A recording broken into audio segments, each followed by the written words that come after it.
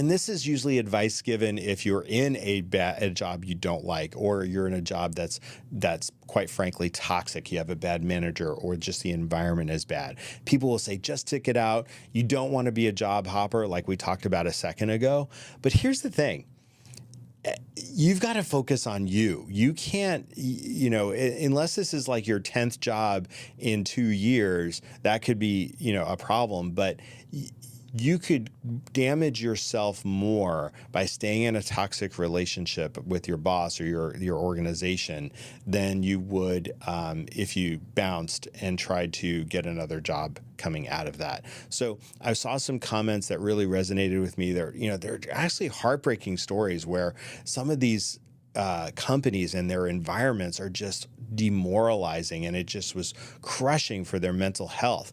And that they've shared that after they finally got the courage to leave, it finally gave them some peace. And then they were able to show up better at a new organization, at a new role.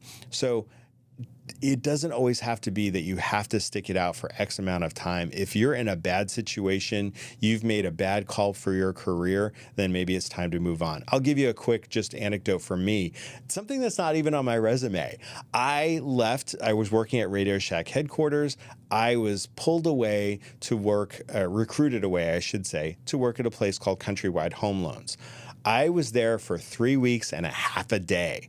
And on that half a day, I was so miserable over those 3 weeks. It wasn't what I was led to believe it was. It was horrible.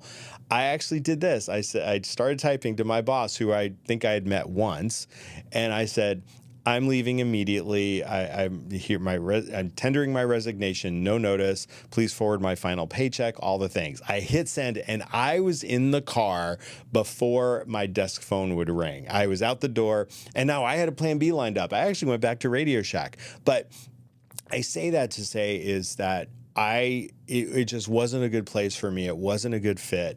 I made a poor decision. I worked on a plan to go back to where I came from. And funny enough, some of my clients at Radio Shack didn't even know I was gone. They thought I was on a long vacation, which is kind of funny.